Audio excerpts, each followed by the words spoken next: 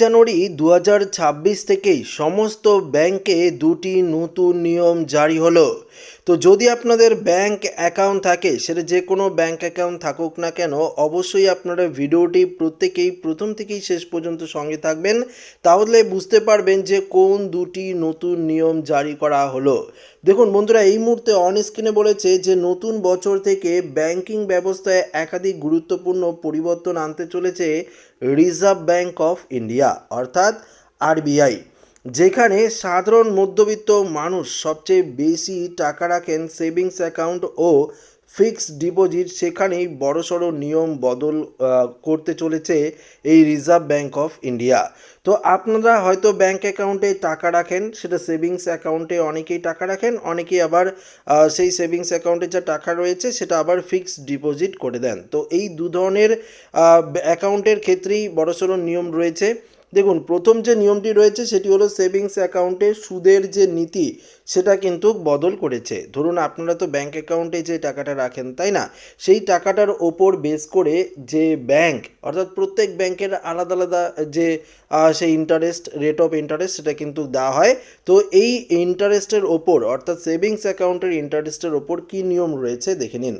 RBI নির্দেশে জানানো হয়েছে ১,০০,০০০ টাকা পর্যন্ত জমার ক্ষেত্রে দেশের সমস্ত সরকারি ও বেসরকারি ব্যাংকে একই হারে সুদ দিতে হবে। এতদিন ভিন্ন ব্যাংক আকর্ষণীয় সুদে প্রলোভন দেখিয়ে গ্রাহক টানার চেষ্টা করত, জানিয়ে একাধিকবার নিয়ম ভাঙার অভিযোগ উঠেছে।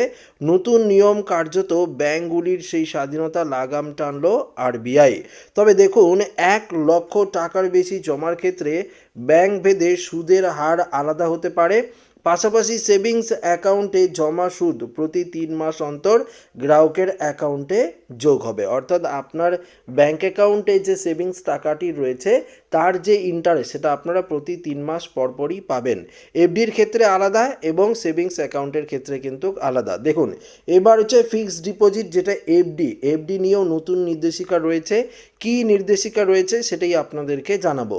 নতুন নিয়মে আরবিআই স্পষ্ট করেছে মেয়াদ শেষের আগে এফডি ভাঙলে কত টাকা কাটা যাবে তা গ্রাহককে আগাম জানাতে হবে। এই তথ্য এফডি ফর্মে বাধ্যতামূলকভাবে উল্লেখ করতে হবে। ব্যাংক চাইলে আগাম এফডি ভাঙলে সুদ নাও দিতে পারে, তবে সে বিষয়টি এফডির সময়, দেখুন পরিষ্কার বলেছে, তবে সে বিষয়টি এফডি করার সময় গ্রাহককে পরিষ্কারভাবে জানাতে হবে। যখন আপনারা এফডি করবেন, সেই এফডির মেয়াদ শেষ হওয়ার পর আপনাকে সুদ আসল টাকা তো দেবে, তো এফডি বাবদ কত টাকা কাটবে সেটাও কিন্তু আগেই জানিয়ে দেওয়া হবে যখন আপনারা এফডি করবেন। পাশাপাশি ফর্মের মধ্যেও সেটা কিন্তু লিখিতভাবে রাখতে হবে। পরবর্তী কি বলেছে, এফডি সংক্রান্ত আরও গুরুত্বপূর্ণ বদল রয়েছে, সেগুলো দেখুন। দেশের সবচেয়ে ব্যাংকে এফডির সর্বনিম্ন মেয়াদ ৭ দিন রাখতে বলা হয়েছে। পরবর্তী এফডির মেয়াদ, দেখুন এখানে বলেছে যে এফডির মেয়াদ শেষের দিন ছুটি থাকলে পরের দিন সুদ, দেখতে পাচ্ছেন, সুদ সহ পুরো টাকাই ফেরত দিতে হবে, সঙ্গে যোগ করতে হবে অতিরিক্ত ২ দিনের সুদ। পরবর্তী দেখুন, গ্রাহকের সম্মতি ছাড়া এফডি আর অটো রিনিউয়াল করা হবে না। গ্রাহক যদি সম্মতি দেয় তবেই কিন্তু এফডির টাকা অটো রিনিউয়াল করা হবে, তার আগে না।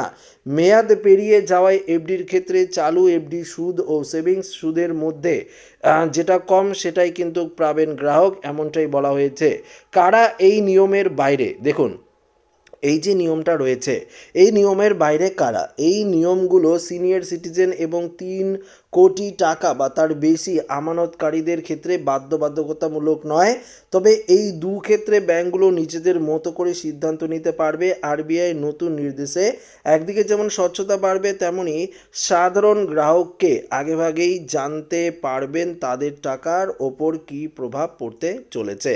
তো আশা করি আপনারা এই ভিডিওটিতে বুঝতে পারলেন সেভিংস অ্যাকাউন্টের ক্ষেত্রে নিয়ম পরিবর্তন এবং ফিক্সড ডিপোজিট অর্থাৎ এফডির ক্ষেত্রেও বেশ কিছু নিয়ম পরিবর্তন হয়েছে, যেটা আজকের এই ভিডিওটিতে আপনাদেরকে জানিয়ে দিলাম। প্রত্যেক ব্যাংকের ক্ষেত্রেই কিন্তু এই নিয়ম প্রযোজ্য।